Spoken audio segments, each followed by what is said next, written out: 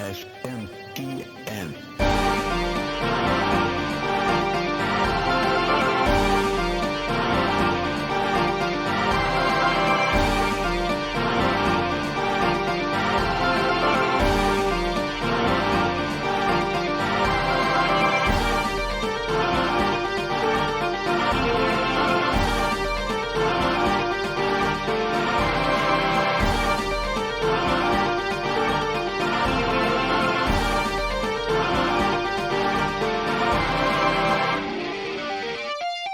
How's it going, everybody, and welcome to Shin Megami Tensei Network link 358.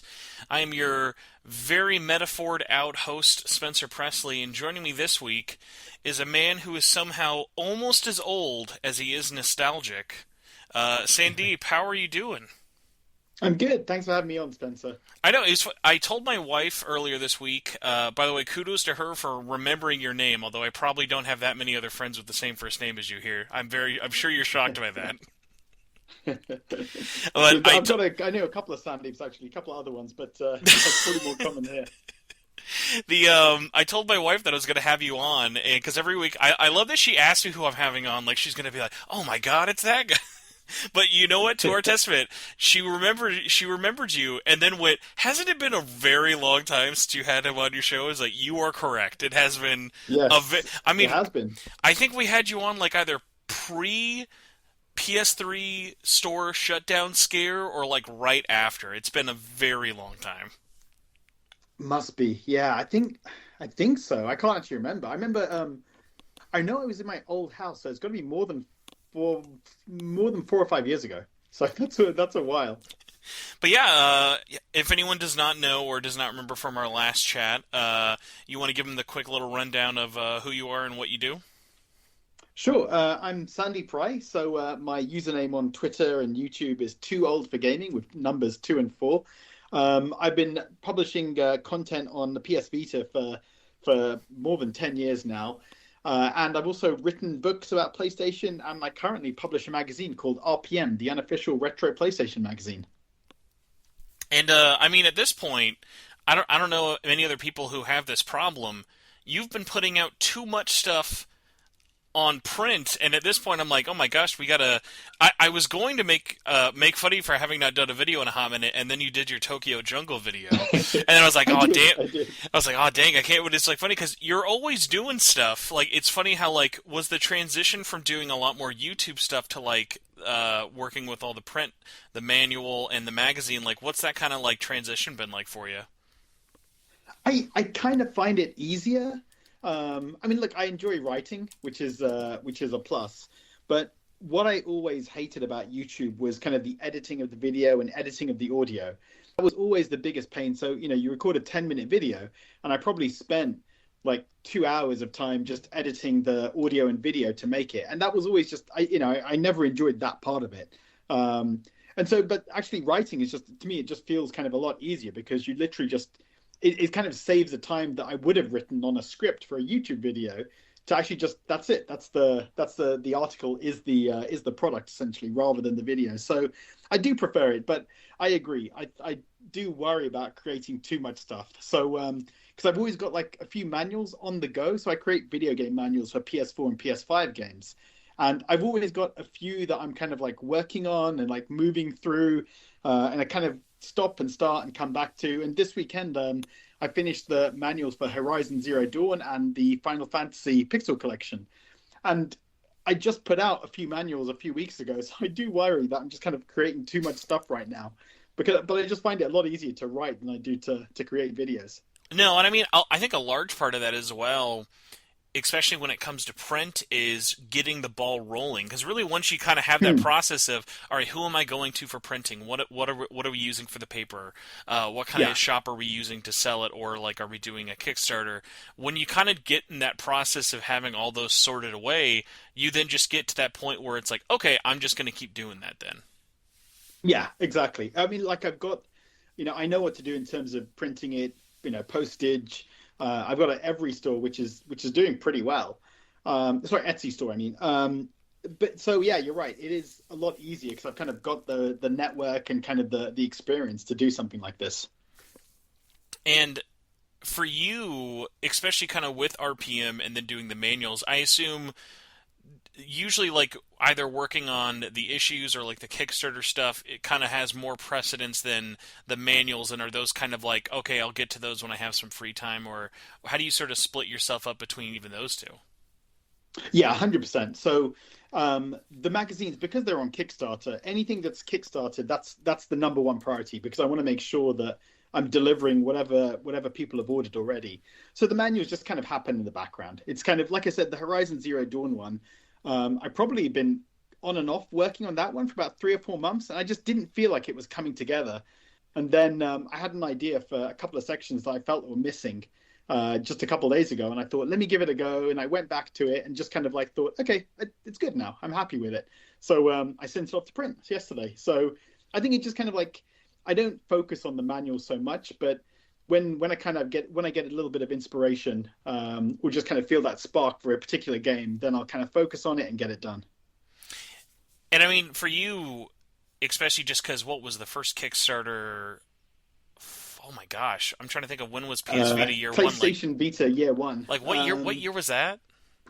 2016, 2017, probably. Yeah, and in that time, you've done almost like yeah, you've done 13 different Kickstarters. Has anyone come up to you and been like, "Excuse me, Sandeep, you're making everyone else look bad by how quickly you're pumping these out"? Well, it does help with the magazines because I've got like a lot of people writing who just kind of like volunteer and say, "Hey, can I, write something for the magazine?" And that's always great. I love working with new people. I just have to balance it. So issue 5, which is on Kickstarter right now, I think majority of that was written by other people. Actually, maybe probably 80% of it was written by other people. And so I don't think I've made much money on this one because I've just had to pay all the writers. So I probably need to balance a little bit more. But people come to me with such great ideas, and it's like, yeah, I want that in the magazine. And so, I've kind of accepted a lot of commissions and a lot of ideas from people just because they've had some really good ideas coming to me. And it's so nice as well because you and me both are such big fans of like print media, but especially like gaming magazines. And it's like, it's such an interesting thing of like, you would think there's kind of a larger market for it. And I mean, a couple of different magazines do still exist out there. I think Retro Gamer is probably the biggest one for in-store like print one, but even that is still getting harder and harder to find each issue. Yeah, agree. My local news agents, they don't sell it anymore, just as of this month, which is really annoying.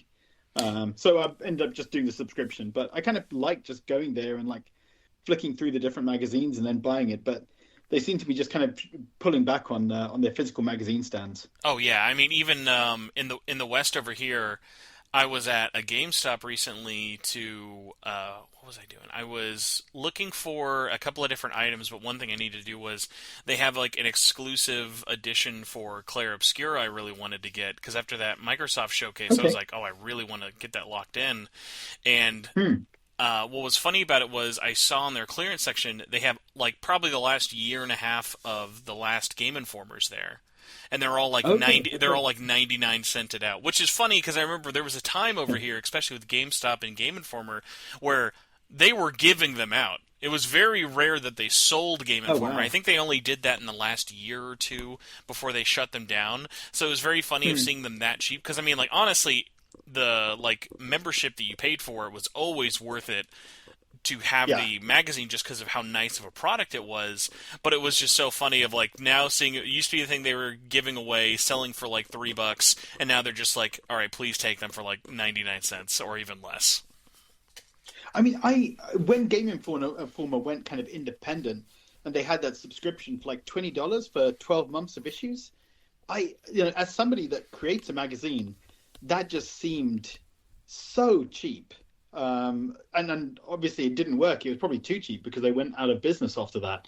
But for me, like printing one issue of RPM is about £2 or £3, and I'm selling it on the Kickstarter for £6, and I've got Kickstarter fees and then paying writers. And you got There's, and you got to ship them and everything else. yeah. It's like they were selling it for less than $2 an issue, which is just crazy because their printing costs had to have been at least nearly $1.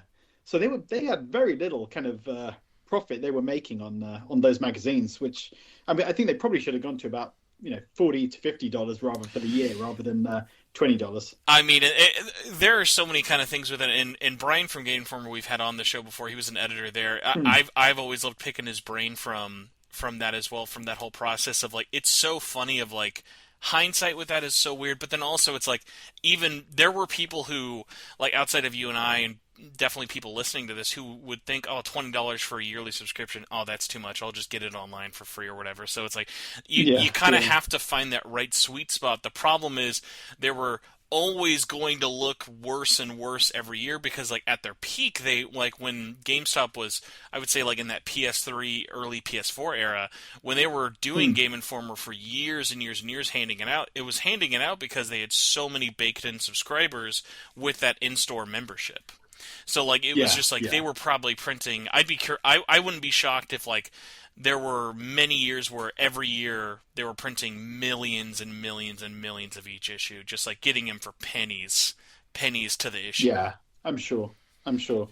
Yeah, no doubt, no doubt. I mean, I'm, only printing about say 1,000 and a bit maybe each issue, so it's a lot more expensive for me. But yeah, it's a shame that we're losing so many print magazines. So Play in the UK, that used to be the official PlayStation magazine and changed its name to Play, that closed down last year, which was a brilliant magazine. It really was. So that was a big loss, I think, to gaming magazines. Yeah, there was another one that I think recently just shut down. I wish I remembered the name of it. I'll try and pull it up while I'm Hmm. looking at it here. But actually, for a second, because ironically, I've been the reason you're on here, not to pimp the Kickstarter, but I mean, there's like Yeah, 15 yeah. days left on it by now at this point. So while I pull this up, please give everyone the quick boardroom pitch for if anyone's interested in RPM issue 5. Sure. So RPM, the unofficial retro PlayStation magazine, I created this magazine really to kind of celebrate the history of PlayStation, and it focuses on the retro PlayStation systems. I've kind of decided that the retro RPM should focus on the discontinued PlayStation systems, so PS1, PS2, PS3, PSP, and PS Vita. And every issue has reviews of classic games, interviews with developers, retrospectives. And it's always a packed magazine. So this particular issue's got retrospectives on Demon Souls, Remember Me.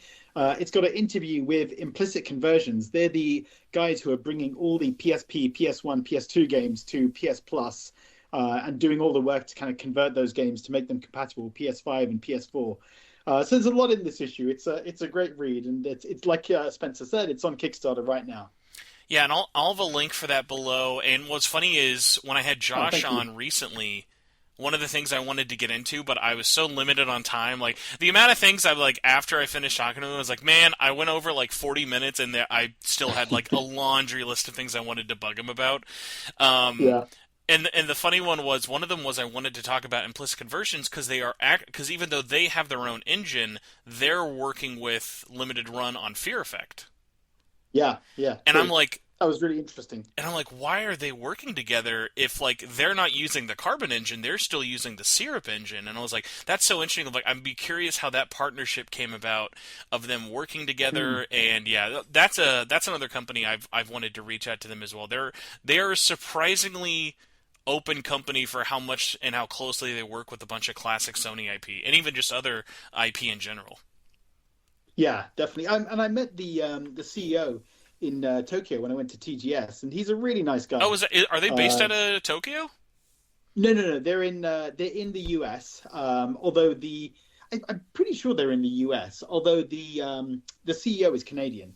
And he gave me some maple syrup that he was handing out to people, which was very nice. My Oh, kids really enjoyed that would that. explain then the engine name. I've always been like, why is it called the Yeah, syrup syrup. engine? Yeah. Yep, yep. But no, he's a really, really good guy, and so their work is just awesome, And hopefully, if they can bring PS3 games to PS5 and PS4, that would be amazing. I mean, ironically, tying it into this podcast, I've almost thought about it sometimes of like, if Atlas wanted to be really lazy, they could get those PSP Persona games and just do it through them. Yeah. Because like I've been messing around with a lot of the PlayStation classics recently, that they've like done some of the emulation work with, like Medieval and Ape Escape and things like that. And I was like, Hmm. for what they do, I cannot imagine it's that expensive of a process for them to really publish these games. I think the trickier part is kind of like with the Nintendo Online emulation. What do third parties want to be published through the like these emulation compilations, and then what do Yeah. they want to sell and publish and develop themselves? Yeah, agree. And I think they're probably pretty busy with everything PlayStation's giving them. Oh, I mean, yeah. But I mean, yeah, listen, we've got at least 9,000 more Disney games no one ever wanted to get ported from the PSP. Because, when I'm thinking of games I really need published, it's Indiana Jones and the Staff of Kings, but specifically the PSP. Like, every time, I every know. time, it's like a monkey's paw thing. I feel like you must do this. Say, every PlayStation Classic that gets announced on, like, the end or the middle of the month, I'm always like, okay, what is it? Because it's either going to be a game I'm really excited about, like a Legend of Dragoon or like a Medieval, or it's going to be like specifically Toy Story 3 on PSP. Not the PS3 version, the PSP version. And I'm like, Yeah, oh, damn it, you got me. it's always pretty random what comes out. It's I don't know how I guess it must be PlayStation making that call Oh, on a hundred which percent. ones. Because you got to imagine, like Yeah, the biggest third party who works with them for the Sony stuff is Disney, who works at Disney yeah, licensing all their stuff. John Drake, who used to work at PlayStation. yeah. We'll happily give them anything, I guess, at this point. Oh yeah, I mean, listen, Um, listen. If we're getting suckers out there to give Disney slash Aspire Media $20 to buy a PS1 remaster of Jedi Power Battles, well, they'll give anyone to anything at this point. yeah, exactly. Oh, look, I'm just hoping we get like Wipeout on the PSP ones and the PS1 ones at some point. But Ironically, I also was thinking about that too.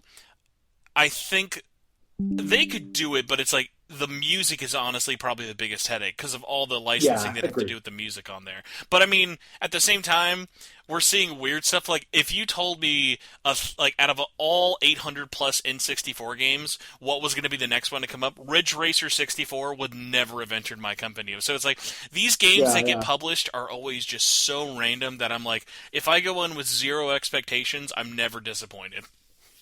Yep, I agree. I agree.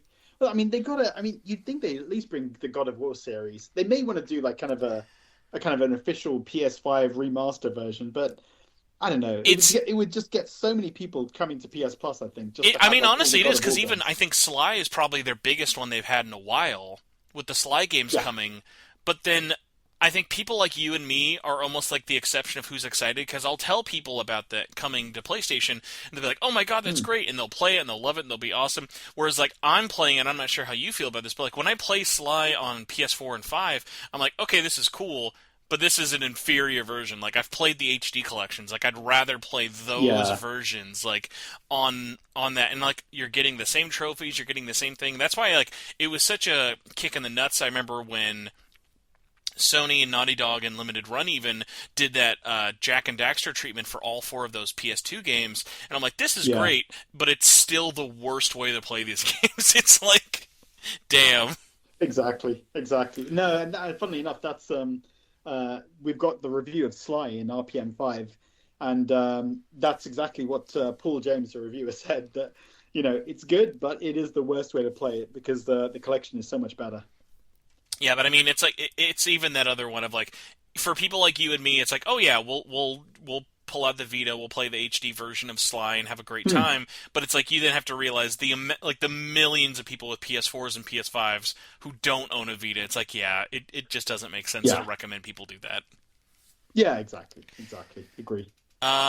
Kind of getting into this for RPM specifically, and kind of going into the like randomness of some of these releases.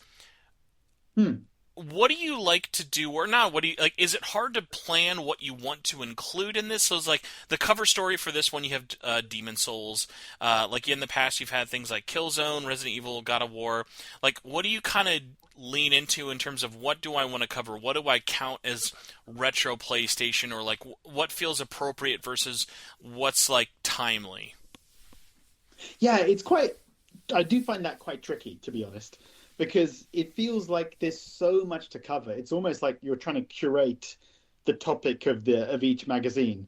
And so part of it will be, someone will come to me and say, "Hey, can I write an article on Demon Souls?" And I say, "Okay, cool." And then I'm trying to figure out which issue it should fit in. And because the issues are only every 4 months, and so if somebody comes to me in January and say, "Hey, I've got an idea for an article," and assuming we agree on what it's going to be, I may say to them, "Okay, cool. Could you get it to me by August because it'll go into issue 8 or 9 or something," and they'll normally turn it around very quickly. And so I've got like even a backlog of articles and reviews that need to go into the magazines. I'm just planning them out, literally about a year in advance. So, but it is trying to also coincide with anniversaries. So, Demon Souls that turned 15 recently. So that was one of the reasons it came into this magazine. But it is like you're saying, it is kind of just a lot of pre-planning and trying to just think what fits together. The next issue is going to have a big focus actually on Ratchet, Sly, and Jack and Daxter. And it really just kind of almost came with timing that there was a couple of people that said to me, "Hey, I'd like to do an article on this or that." And it just happened that we got so much content for all three games or all three series that the next issue is going to have a big focus on that because it just kind of worked out that way. Well, whoever has to review or do a series retrospective on PlayStation Move Heroes, my hat's off to them. I'm very sorry. Yeah, no, that one's not in there yet. But I do want to cover PlayStation Move at some point. Generally, I feel like it's such an interesting topic, and it was a good idea to try at least for PlayStation, but they were just probably a little bit too late with the Wii already out for 5 years or 4 years before that. Well, I ironically, I almost count sort of similar with PSVR, PlayStation Move, all in the kind of same generation of like you have iToy, PS Move, Yeah, VR1 and VR2 of like I think for each of those systems and pieces of hardware, for every bad game, there's at least always one good one I'd recommend, even if it's not like universally loved. I went and I dusted off and played Ape Escape on PS3, the Move one, and I was like, is this a great game? No, but as like a light gun shooter game, like it's just weird enough in that kind of like oh my god, I always forget it. The one of like the assistant rolling down in the chair, I always forget that game. It was oh yeah. Studio Japan. It's like a Japanese salaryman going down a hill in Japan. It's like the weirdest move Oh game. It was a launch game too. yeah, I know which one you mean. I know which one you mean. I can't remember the name, but yeah, I've seen that trailer before. So like even stuff like that of like, while that's like a very weird, interesting idea, not a super fun game. Like even something like Ape Escape, while it's like it's not a good Ape Escape game, it's still a fun game to play though. And like there's a lot of kind Yeah, of interesting examples like that out there. yeah, definitely. I mean, PlayStation Move, it had that Dead Space shooter. You could use it for Resistance 3, Killzone 3. There was a lot of good light gun games. I remember playing with my kids as well. I think it was pretty fun, actually. Just it was just unnecessary for the PlayStation 3 to have it. Interesting note, by the way, I typed into Google Japanese businessman PlayStation Move game. The first thing, thanks Google AI, said, "Are you thinking of Shuhei Yoshida?" But underneath it, it did give me the name. It was Kung Fu Rider. Oh yes, that's it. That's it. I know the So one. thank you, Shuhei Yoshida. You probably were responsible for Kung Fu Rider, so Probably, maybe yeah. that explains where we are now. How many more issues until we can bribe Shuhei into getting interviewed or doing a segment on the magazine? Oh man, I would love that. I would love that. I've tried like Sean Layden. I was emailing him for a little while about it, but then I don't know. He just kind of stopped replying at one point when I was trying to set up a date with him. I mean, listen, if he Um, replied once, it's that's better than yeah, just getting ghosted entirely. yeah. Well, see, he replied a couple of times actually, and then we were like, I told him like topics for discussion, and then he didn't reply again. So that was a It was shame. the 10 cent Maybe, money that you had to wait till after the 10 cent money came in, and then he'll reply back. yeah, exactly. And I'd love to have Shuhei to talk to, and just because I mean RPM, I feel like it's quite safe as well. Like obviously a lot of guys in this positions they don't want to talk about certain things. They're not there's NDAs about things that they can't talk about. But for RPM, it's retro. It's focused on the past and things that happened 20, 30 years ago. So I feel like it would be a really interesting discussion to talk about kind of his view of the origins of PlayStation. Oh yeah. Um, who knows? Maybe one day. He's done that interview kind of funny. Maybe he'll become more open to interviews in future. He said he's up for doing a lot of stuff, and right now he's still a free agent in terms of coming on and doing other things. I think it's just a lot of, and especially because like I think one of my favorite things always with Shuei is like he is so easy to get a hold of, and like it might not be easy in terms of like getting a interview or getting him on the show, but it's like it's so funny the amount of times like if you just look at his like Twitter replies of just like people talking to him about games or like him commenting about other games that are coming out, like he is so Hmm. active on there in a way that we still never really like see from any of the companies out there. Maybe like kind of up there with the Phil Spencer, but in a very different way. Yeah. Yeah. Agree. But yeah, the tricky part, and again, kind of even talking about what is retro or what to include for it, it's like you have such a long, like 30 plus years of history to include where it's like it's almost hard not to play favorites of like, okay, well, now we're just going to talk about like the PS2 mascots, or all right, we're just going to talk about like Vita Yeah. RPGs or things like that, where it's almost hard not to limit yourself. Otherwise, it's just going to be like a complete like smorgasbord of like what to pick and what to not pick. Yeah, exactly. I mean, I've tried to put some, more obscure games in. So we had Vagrant Story covered in one of the magazines, which I mean, a lot of RPG fans know, but I think it didn't sell particularly well, and I think it's something a bit, less known necessarily. But there's some other games I've got trying to try coming in future that people are doing articles on that are really, really kind of obscure. That I think it's nice to just kind of shine a spotlight on these games. Yeah, and I mean, I think it's about like, and this show definitely has a lot of experience with it of like picking a niche that at least has a consistent kind of like listener or like community around of yeah even as someone like me like I love something like a Wild Arms. I don't think a solely Hmm. dedicated Wild Arms issue might necessarily fit, but like a good example of something that would be kind of relevant this year, maybe if you did like a Game Arts specific thing of do all the games that Game Arts had worked on, ranging from like Lunar, Wild Arms, Hmm. and their PSP, and even like I mean even like all their other stuff like they did all the way up until recently. Then you kind Yeah, of yeah. go into a spanner with it, but it's like there are so many other bigger retro fish to kind of fry where it's like you'd have to really start being like, okay, but yes to this, but why not like a FromSoft thing, or like why not like an Atlas thing, where those are going to be Yeah. more of like a bigger or quicker success.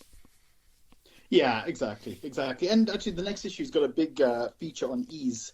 And I think that's growing in popularity, but probably not super duper popular. But with the I feel recent like at this game, point, I don't know if you'd agree. I feel like the hmm, Heroes franchise is actually probably more popular than Ys. I think so. I think so. And it's like there's so many games in that franchise. I don't know. I don't What know you where you need is an start on issue, that. or not an issue. You need an article in that issue of explaining the publishing rights in the West for Ys and how absolutely terrible they are. Yeah, exactly. It's like, all right, well, this one will be Xseed, this one will be NIS. All right, but if you want Origins, that's only through .emu. Don't ask why, but they still have Yeah. the rights to that for some reason. Atlas is 1 and 2. No one can do those. And then at this point, it's like, okay, can like Falcom just get all the rights and just do it themselves? Because at this point, it's like all over the place. They need to. They really need to. It's crazy. Kind of diverting a little bit away from it and looking a bit ahead for it. You and me, very Hmm. big fans of handheld stuff for it, and I can't help but notice a severe lack of Switch 2 mentioning on your channel. What's going? Why the? Did Nintendo break up with you? What's going on? Where's your? I mean, listen, we're like hypothetically 4 months away from this thing coming out. I at Yeah. least expect like a top five things that a Switch 2 did to hurt me and my family video. Like, what's going on here? No, I love my Switch. I think it's great. I still play. I'm playing Ease Nordics right now on it.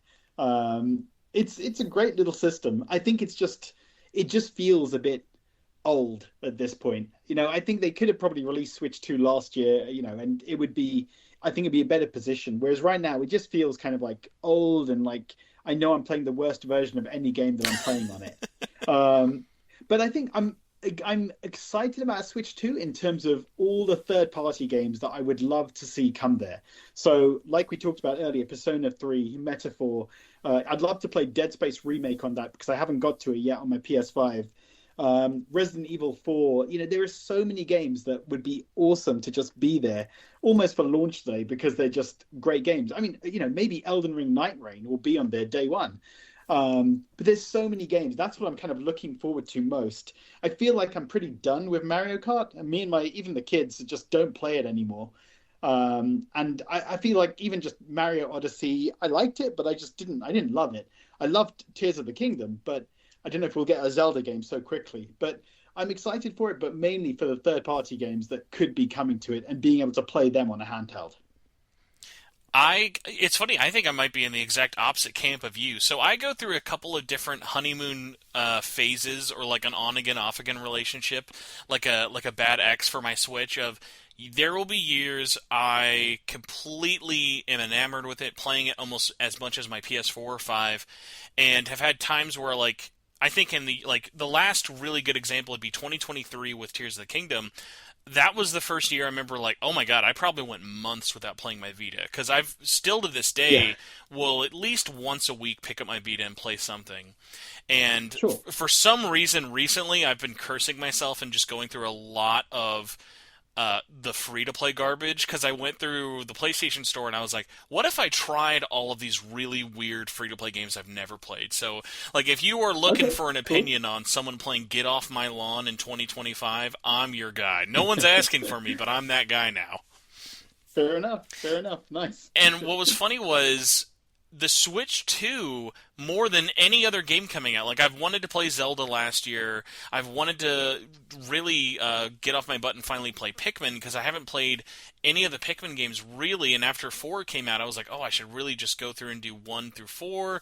And I've had so many kind of games building up on my backlog of wanting to play, that when the Switch 2 trailer came out and I finally got to see it, and I've been following it obviously for the longest time, but that was a weird thing of just being like, okay, now I really want to jump into this. Now I really want to start going through. I mean, the Switch 2 announcement ironically kicked my butt into even doing something I didn't think I would ever do. Of I finally beat Mario Sunshine. Wow, that did not Okay. hold up. That was not worth it. I remember beating that and go. I told my wife, I'm like, I will never replay this game ever again. This was so incredibly frustrating for so many reasons. But it had that weird Nintendo like feeling to it that I was like, I've made it this far. I've got to play it. Like, it's the only 3D Mario game I'd never played. I'd been doing it sort of as a I couldn't afford Astrobot at the time, or I couldn't justify Astrobot last year.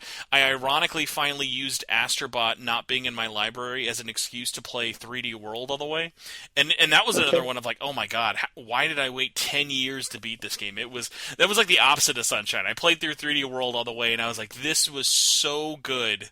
Like Yeah. I Yeah. couldn't believe I'd waited that many years to play it. Um, so I'm just going through my Switch now, and kind of like when I get to a point of like, okay, let's go through and like let's do this. Let's start playing some more of like even games like I hadn't put that much time into, like a Cadence of Hyrule or like Pikmin 1, 2, and 3, and especially like Okay. some of the Fire Emblem games or other ones I haven't cleaned up with. Like even ones like I feel people totally forgot about. Like one I want to go back through and finally beat was Ultimate Alliance 3, because I feel like Oh yes, that's like a I agree. fever dream game of like, how did Nintendo do that? Like, how did Nintendo just be like, we're going to publish one of the most highly anticipated, and by the way, like released it the perfect timing of like the Switch Yeah. was new, people didn't hate the MCU, people love Ultimate Alliance, and just like I feel like no one talked about that game, and still don't talk about that game. Yeah. You're right, actually. I've got it on the Switch. So when I bought Tears of the Kingdom, I did that deal where it was like Oh, the two games voucher, for £84. Yeah, yeah. yeah. So I did that, and I got Marvel Ultimate Alliance 3 with it. So it was. I still haven't played it though, but I've always been meaning to because I love Ultimate Alliance 1 and yeah, Ultimate Alliance 1 I loved, and the X-Men Legends games I loved as well. So I really want to get to. I just haven't kind of made time for it yet. Yeah, like those were always so fun, and ironically, like more Hmm. one game out of everything. My wife's cousins, no, her nephews specifically, like, they're very young kids. They don't have a lot of systems, but like when they get a game, they play it into the ground. Like it's the last thing they're ever gonna get. And Yeah. when they got Ultimate Alliance 3, it was like every month I would see them or something. They'd be like, Spencer, you have Marvel Ultimate Alliance 3. How far are you into it? Like, and it'd be like, oh well, I'm here. I'm about at this point. And then they would just keep asking me. They'd be like, "Oh yeah, well we beat the game on this difficulty. Well, we got every character. We did all the DLC now. Why haven't you played any more of this?" And I'm like, "I don't know." And I'm just getting bullied by these like 7-year-olds who are like Yeah, 300 yeah. hours deep into Ultimate Alliance 3, and I'm like, "Damn, I gotta go back to this game." That's impressive. That's very cool of them.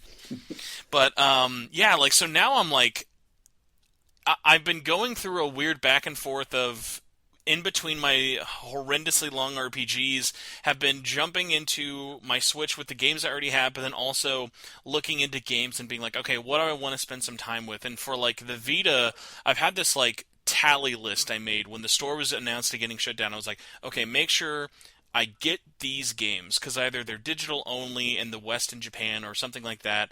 Of like, make sure you Sure. get these, but then also make sure you like try and like play them or do something like that as well.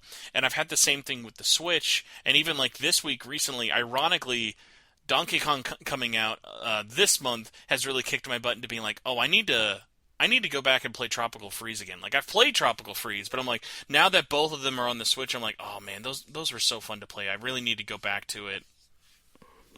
I haven't played many Donkey Kong games actually. It's probably a bit of a hole in my kind of gaming knowledge, but I mean, look, Switch One has got a lot of great games. So many. Too many. It's Too many. yeah, way too many. Like I've got a massive backlog when it comes to Switch games that I need to get to. No, maybe never now, but you know, I'd like to. It would be nice to, but who knows?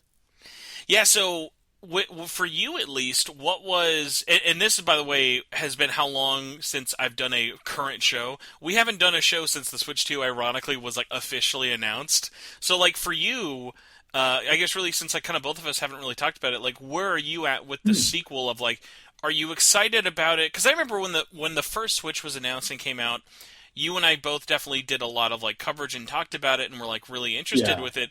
But I think obviously we kind of fell back into a a more PlayStation focus, not through lack of interest, but just kind of through, hey, this is more of a beat that we cover, and letting our exactly. bias kind of show more there. Like, are you going into the Switch 2 with kind of the same possible interest? Do you see yourself maybe even being distracted away a little bit and be like, hey, do we want to just maybe do like, let's do some Switch 2 manuals? Let's do like, let's talk about maybe doing like a little one off special, like either Switch retrospective issue or a Switch 2 launch hype thing?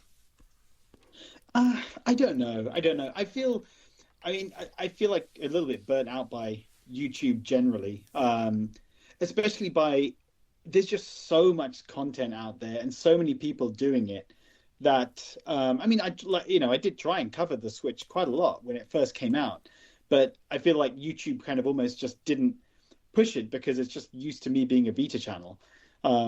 And so I think it's pretty tough to kind of try and contend with the algorithm of YouTube and put out so much content. So I'm not 100% sure. And I think there's enough people out there doing Switch stuff, well, Nintendo stuff generally. There's so many people covering Nintendo. Whereas I feel like PlayStation, it's a nice little niche to talk about retro PlayStation and have this magazine. No, for sure, and that's always like the tricky part as well about kind of covering so much like niche stuff with it is like Hmm. I enjoy all things. I enjoy playing Xbox. I enjoy playing my handhelds, my Sure. main systems. But it's like that thing of like, but when it comes to what you want to put out, it is hard to be like, yeah, but unfortunately, while people online and especially in like our communities enjoy more than one aspect, in terms of like the algorithm stuff favoring us with it, it is very much Yeah, find your niche, do what you're good at, and hope your audience kind of comes exactly. to you.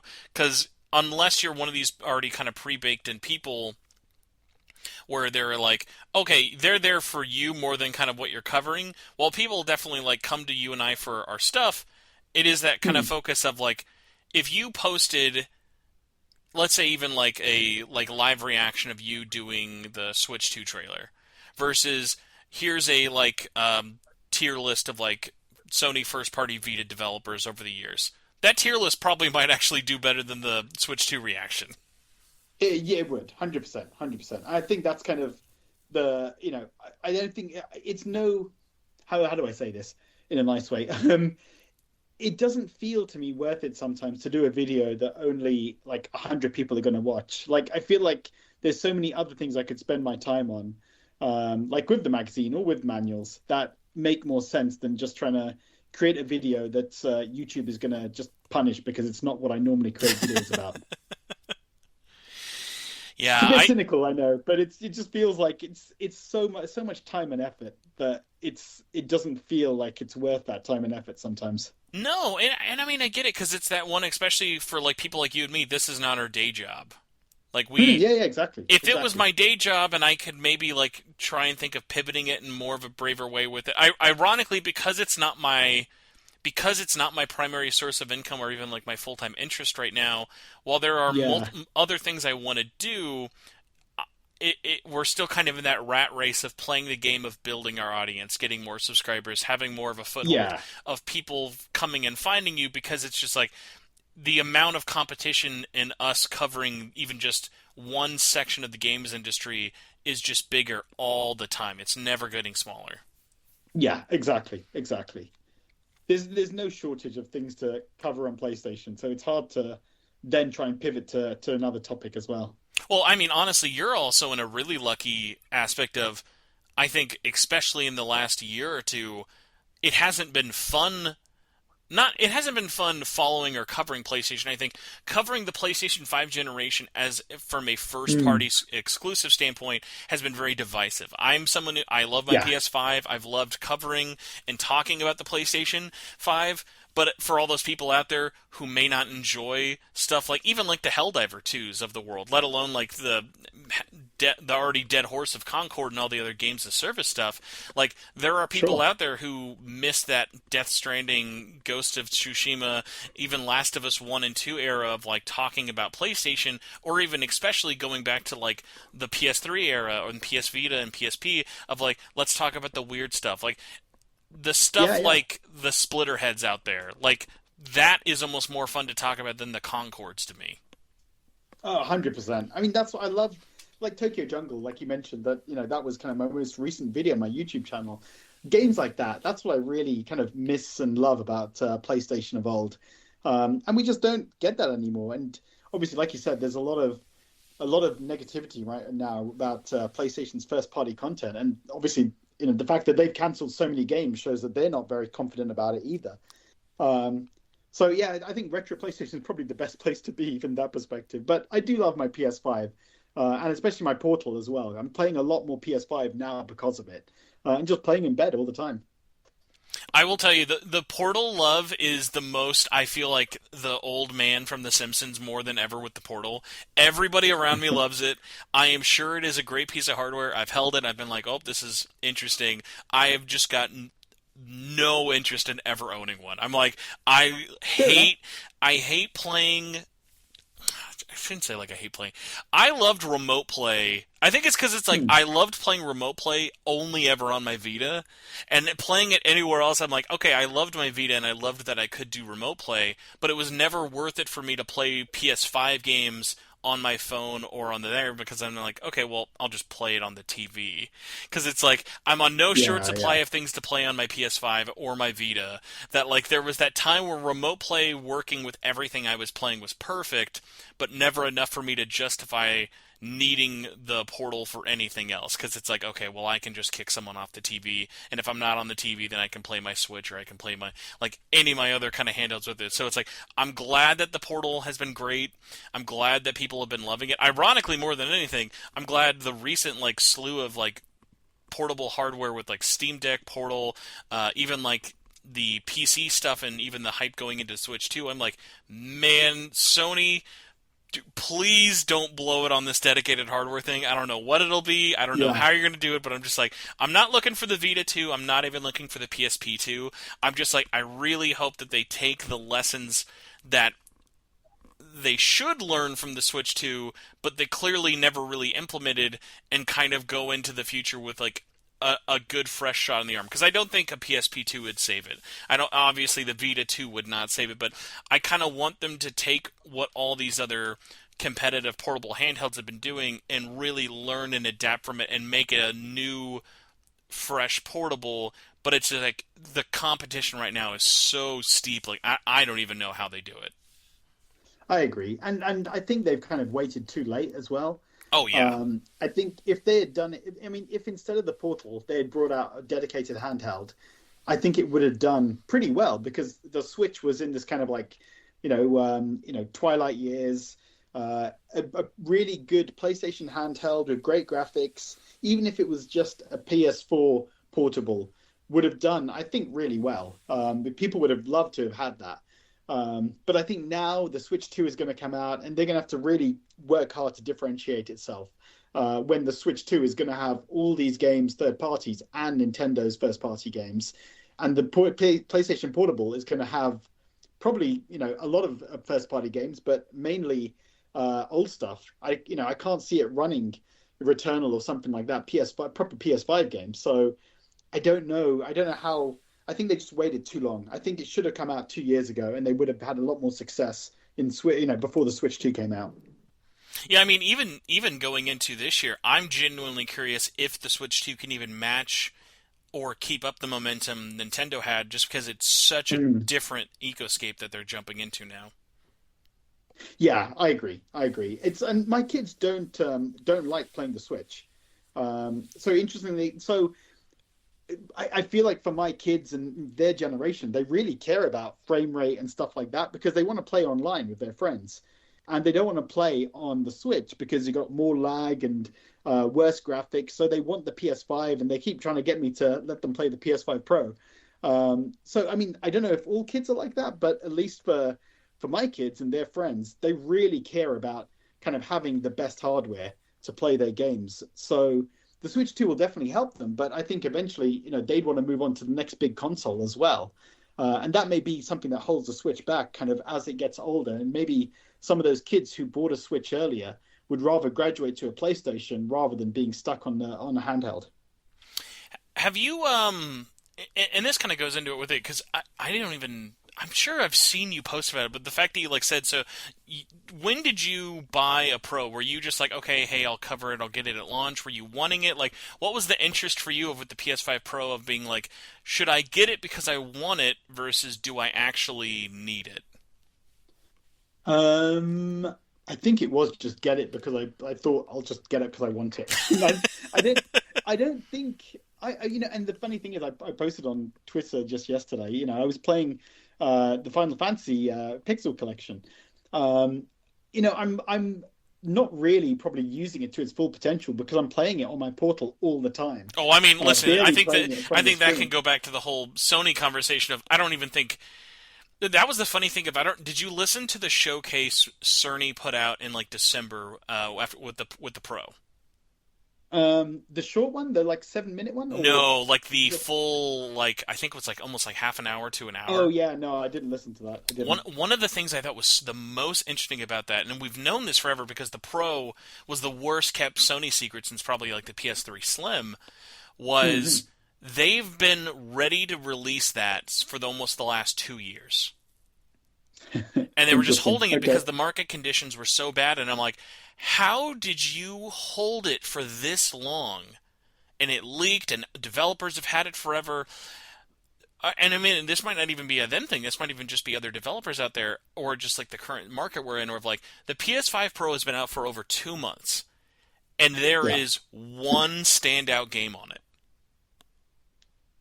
Which one's that? I don't even I know would what say that would I be. would say if we're being generous, Rebirth, and even that is not even that Yeah. much of a like standout in the sense of I played almost 150 hours of Rebirth in performance mode, and I still thought that game looked fantastic.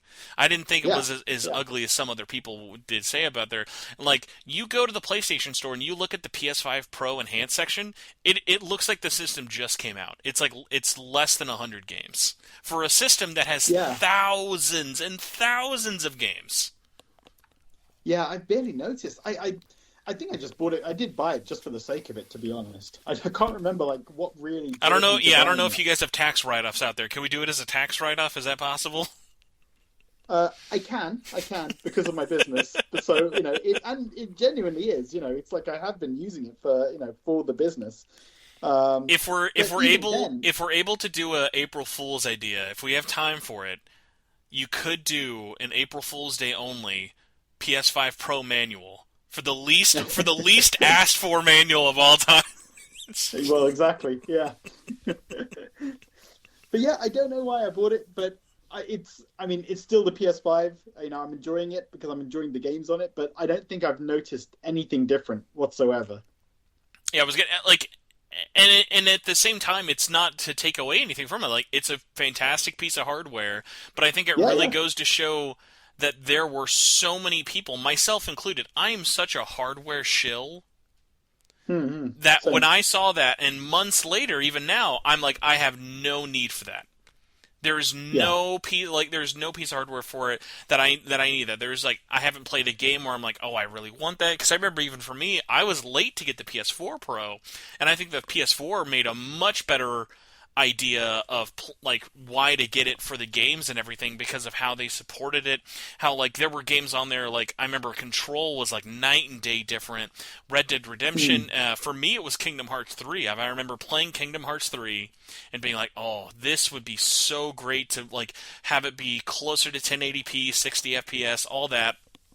And they did that bundle. I think Monster Hunter Wilds was a no, not Wilds. Monster Hunter World was another great edge case Hmm. of like get those games that people want to play in the best possible course. And I'm like looking at the current landscape with all the games we have right now, unless and like we're recording this at the beginning of February.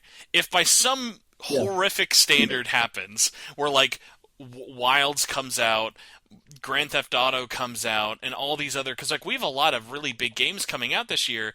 Unless those Yeah. come out and I feel like are really technically hindered, which I don't think will be the case, I don't think we're going to see a game really demand the PS5 Pro until something like GTA 6, which just doesn't help sell your $700 system. Yeah, exactly. And I mean, Sony aren't really talking about it. No. You're completely right. They should be saying like, you know, Monster Hunter, it's going to have all these, you know, upgrades because of the PS5 Pro. But maybe as well, Capcom don't want to talk about that because they don't want to make the other systems look bad. Um, but yeah, I agree. So Sony should be pushing this a lot more. But I just don't even think about it anymore. It's just my PS5 as opposed to PS5 Pro is the way I feel about it. That's true. I mean, and it could be a lot more different. I'd be very curious, and we're not going to get anything for a while, especially because we didn't hear anything at launch. Maybe we'll see something when the quarterlies are up after like April. Hmm. But like, I'm so curious how it is sold because I'm definitely in the camp of I think it's sold very soft, like softer than they even expected. Because I just see them every store I go to has just a pallets full of PS5 Pros. Like, just no one's Yeah. asking for them. I remember I was actually when I was in that GameStop recently. Someone went in, they were asking for a PS5, and they were like, "Oh, we've got the PlayStation 5 Pro," and the guy just didn't even try. Like he was just like, "Nope, I'm good. I just want a regular PS5." Like the $200 is not going to be worth it for him, and he didn't even try to fight it. Yeah. Yeah, that's fair enough. That's fair enough. It's so expensive. It really is. You're talking about this now. You really are making me question why I bought it. But Well, like I it's think fine. I think for some I think like depending on what your focus is and what you put on out there, like there was a moment I thought, is it worth me buying it to play my games better? And I was talking to you about what I played over the last couple of years. Rebirth was really the only big thing, but even something like that is not something I've put a lot of time and energy into covering for like my show and stuff. Whereas like the only Hmm. Atlas game that took advantage of the PS5 Pro was Metaphor, and that wasn't even with an official patch. It was just sometimes Metaphor would dip below 60, and with the Pro it never goes below 60. And I'm like, if I'm not even noticing the dips, I don't need to spend $700. Yeah, and it's a turn-based game, right? So, I mean, you shouldn't be any dips, really. No, but I mean, Metaphor more than that, they kind of have those weird open zone was of before you go into the turn-based battles, there are open Okay. areas Yeah. where you can defeat enemies, you're rolling around. It's like imagine if someone was like, let's make the world like let's make baby's first near automata. It feels like that. Okay. Okay. Fair enough. Fair So enough. it has more actiony elements with it, but I'm very curious to see how the landscape kind of goes this year with it because I don't know if it's because of like worries and how the economy and stuff is going to be with it. I have a weird hunch that the PS5 Pro is going to be one of those PSVR 2 moments after this year of in 2026 we get a press release saying Sony stops production because they're just sitting on them. And I'm like, I everyone I know who has a Pro, they don't hate it. They're not like Yeah. even like you, like you're not sitting there being like, "Oh, I'm getting a worse experience." Of like people who buy it, you know what you're getting. It's definitely like the iPhone Pro model of the PS5. I just think it released in a really light year, no big exclusive. Astrobot wasn't. I mean, listen, if Astrobot doesn't even have a PS5 Pro in it, what are we doing here? Yeah, exactly, exactly. That probably should have done by now. They could have patched something in there, but maybe one day. Who I knows? feel like maybe another. I mean, like I don't think Astro support's going anywhere anytime soon, so like I think that'll be fine Yeah. with it altogether. Kind of wrapping up and still leaning into what we were talking about here for it. A question I definitely should have just asked you at the beginning of the show, not the ending of the show. Sure. But what have you been playing though? Actually, like what's been kind of keeping you busy besides Pixel Remaster? So yesterday I finished Ninja Gaiden Sigma 2 on the PS Vita. When Black came out, the surprise release of Black 2, I just thought, I did try Sigma 2 on Vita like years ago, and I just didn't like it when I first played it. So I thought, let me just give it a go. Maybe I was being harsh, and actually, it's really good. There are definitely problems. I'm going to have a review of that up on my channel at some point. The camera is a bit tricky to work with sometimes. The frame rate dips pretty heavily in outdoor environments. But it was a really fun game, and just I haven't played kind of just a regular hack and slash game like kind of God of War, Ninja Gaiden for a while. So it was really fun. I really enjoyed playing it. So I just finished that yesterday, which was cool. The, Yeah, so good. oh no, I was gonna say that one. I've enjoyed watching you talk about it because I also see. I think our brains are just broken, Sandeep. Of like we see something like a remake of Ninja Gaiden 2, and we're like, "Oh my god, that looks fantastic!" And instead of saying, "Oh, I should play it," my first inclination is, "I should play Sigma 2 Plus." That's the Yeah, that's what I yeah, need to exactly, start doing. exactly. I should go Which back and play the worst version of yeah, it. because like I love, dude. I think Koei Tecmo they supported the Vita in such a wild way of just being like, I don't know who's Yeah. paying you guys to be putting Attack on Titan 2 on this thing in 2018, but I'm all here for it. And Oh, 100%. it was Yeah. just so funny of like, technically they're so impressive because of what the hardware is. Like technically Mm. from a playing it aspect, yes, it's hands down the worst. I was looking into it though, because Ninja Gaiden Sigma 2, the whole like kerfuffle with the platinum is so interesting because I always thought for years you couldn't platinum it because there was something wrong with the game, and it was like no, you can. It's that you have to like the trophy that gives everyone the hardest trouble with the game is you have to beat tag team mode on the hardest difficulty, and because you can't play online, the computer is so stupid you'll never beat Yeah. it. And it's that thing of just being like, but there, I think at least on PlayStation trophies, I think there's like two people who've gotten it, and someone got it recently. That it makes me think like I Okay. wonder like, is it a situation of can you do it, but it's so awful no one would ever put themselves through it, or have people really found a way? Like, are there two people out there who found a way to get the computer to beat it? Because I remember practically playtesting the Vita version of Night Trap. Did you ever play that version? No, I didn't actually. No, I've got it, So but I didn't play it. I had asked about it for years. I remember like talking to the developer of it, Tyler, of like talking about the process, how excited I was it was coming, and he was like, "Hey, just set your expectations. It's definitely not the PS4 version. It plays better than the Sega CD version, but it is not the PS4 version." And playing it at launch, the game was unbeatable. It wasn't like it was Oh yeah, I unplatinable. remember that. It had that Yeah, big yeah. issue of the final cutscene wouldn't trigger and it just wouldn't work. And so Tyler got a patch out and he did that. And I remember going through it and having a great time. You could finally like fully access all the stuff because if you don't beat the game, there's a lot of unlockables you don't get to see. And Hmm. I was really glad it got patched, but then I found out that there's like two or three trophies that are bugged that you just can't Oh ever get it. man. And I remember finding out like I would play it, I would message him, and he'd be like, "Oh well, could you get this?" And it was one of those weird issues of on a Dev Vita kit you could get all the trophies to unlock, but retail units you just couldn't. And it was that thing of like it's probably not worth it for him to patch it. And I remember like I had sunk so many hours into playing Night Trap. I was like, I am horrendously familiar with how this game plays now. Trying to get that platinum and then just like eventually having to give up on it because it's like you just can't do it. It was so depressing because I remember there were two games that really broke me for that. It was that and Death Tales. Death Tales was another one. Do you remember when they released it? Oh yeah, You yeah, couldn't yeah. even beat Yeah. that, and that was and the worst part about that was a physical only game you couldn't beat. Oh wow. That's interesting. I didn't know that was a broken trophy as well. DevTales. Yeah, well, Death Tales wasn't a broken trophy. Death Tales was literally the game had a hard crash after the second level. Oh God. So it was like, and that was a funny one of Jesus. ironically with that one. And Luke Bernard is someone I've got to like. He has had such a weird everything.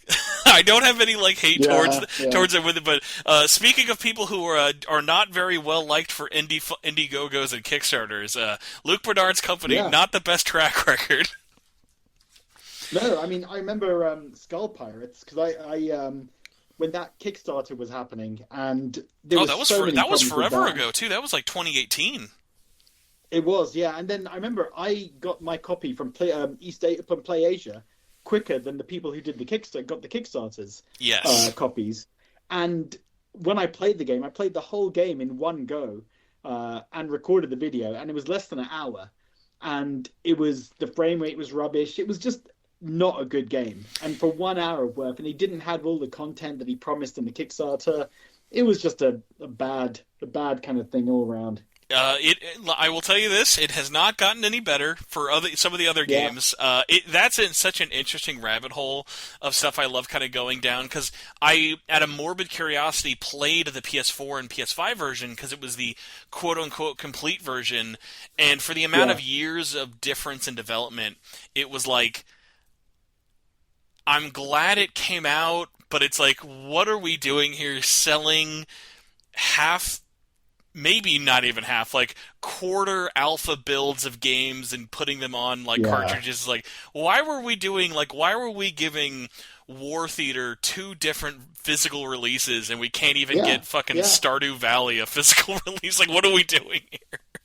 It's crazy. I mean, I feel like there was that towards the end of the Vita where East Asia Soft had like 20 games.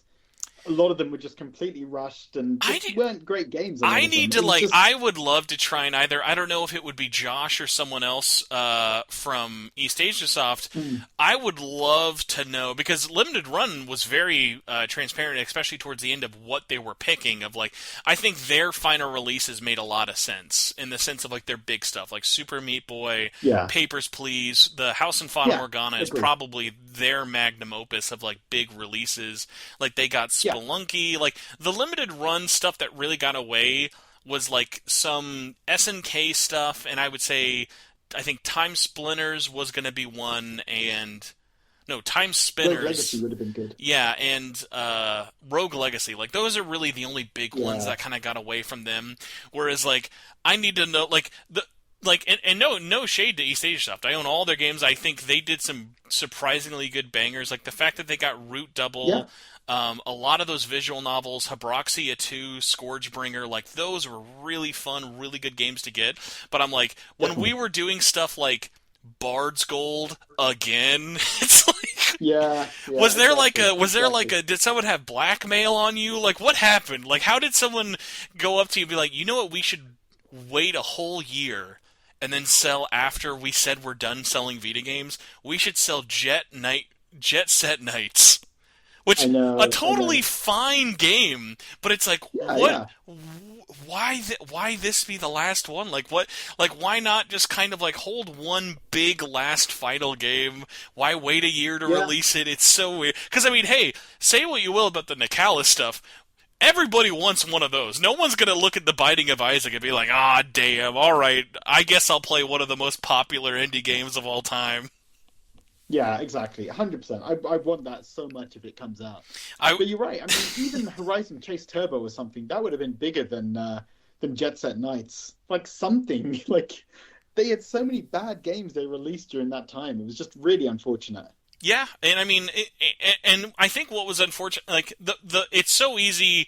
if you look at their last year to be like what was going on, because I think when they were in their heyday, there was like they started, I think, kind of middling, of like Yeah, unoffensive, nothing bad. I think like I Am Their Hero and whatever were pretty good. Habroxia and Mercenary Kings were great. Like I yeah, remember Mercenary Kings was such a big get for them in the sense of limited run had just straight up dropped that. They were like, okay, we're not going to do it. It's not worth it. Whatever. And then getting stuff like Knit Underground, Gambare, that like soccer RPG. That's such an yeah, interesting, yeah, unique game. Like those were super fun. Halloween Forever, some of those visual novels, and even like Astro Aqua Kitty. I'm so glad that got a physical. Like that game is yeah, yeah, so yeah. fun. That was a lot of fun. But Yeah.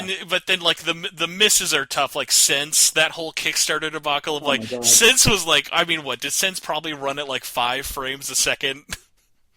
That was terrible. I reviewed that on the Vita as well, and it was just like, and I remember the developer speaking to me because I gave them the review before it went live, and they were like, oh, tell us your advice, and we want to take that into account for next time. And it was like, you've made a broken game. It's like you've literally released a broken game. It's so disappointing, and they just like they sold it on the basis of the first 5 minutes of that kind of neon lit cyberpunk town, and there was nothing else cyberpunk about it. It was just like random, like supposedly horror game that just ran really badly, didn't work, and was just a rubbish story. So it was just so many problems with it. Say, Deep, I don't think you understand though, but she has very large breasts, like Oh well, incredibly true. large boobs. Yeah, there we go. That's enough, I guess. I remember actually because when I put the review out, I'm sure the comments are still there. There was some comment saying, "I don't care. The girl's sexy, so I'm still going to buy it." And it's like, all right, man, but you're getting a rubbish game. That's It's why, up to man. you. I'm so glad Stellar Blade was good. If Stellar Blade sucked, the Yeah. discourse behind that would have been so unfortunate. Yep. Yep. Agree. Well, I'm gonna start wrapping this up. I want to thank you for coming on and talking with me. This probably has to be one of the most just manic, all over the place of discussions, but that is not anything we're new to here. Besides the Kickstarter and a couple other things, is there anything else you wanted to kind of promote or whatever, or let people know to keep an eye on, or where they can find you online? I think the Kickstarter is a big thing, and my Etsy store really. That's where you'll find all the manuals, which we've talked about. Yeah, God, what's the what's the page count on that Pixel Remaster manual? I cannot even imagine what you do for 6 games. Well, it's 40 pages. I've done basically. I've tried. It's obviously pretty short, and because it's a manual, it's like a traditional old school game manual, not like a full on guide. But it's like about 4 pages per game, then kind of some overview of all the games, kind of, stuff like that. But it's pretty. It was tricky. I was thinking for a while, how do I cover it and do it justice? But you can't do like a full guide. Like each game deserves its own full manual, but that would never fit in a case. So it's had to be kind of like try and squeeze everything I want into it rather than put full on guides in there. Did you get a physical, by the way, for that? Because that was a until last year Yeah, that was a incredibly expensive game. yeah. In the UK, I bought the PS4 physical. It was £45, so not too bad. It's available at retail now. Yes. Do you remember how much it used to go before they reprinted it last year? Yeah, I know it's crazy because I bought the Switch version when it was on Square Enix's store for like 5 minutes. And I remember like it was selling really high, and I did think about selling it, but I just kept it. At But an so I at got an my Switch version locked right now, at kind an of all-time PS4. high, there was a moment where the PS4. I think it's still pretty expensive because the covers are different, and there's like a little lenticular cover. I Mm. at one point just the slip cover and PS4 ESRB version was like over $1,000, and I remember that was one of those games I had that was like, boy, that is hard not to just sell out of the Yeah, obscene price that it's going for.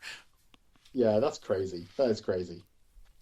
But yeah, everybody, thank you so much for listening. Big shout outs to all the stuff that Sandeep is doing. I'll have all the links for the Kickstarter, YouTube, all that stuff, Etsy store, so you can scroll down to the description and find that there.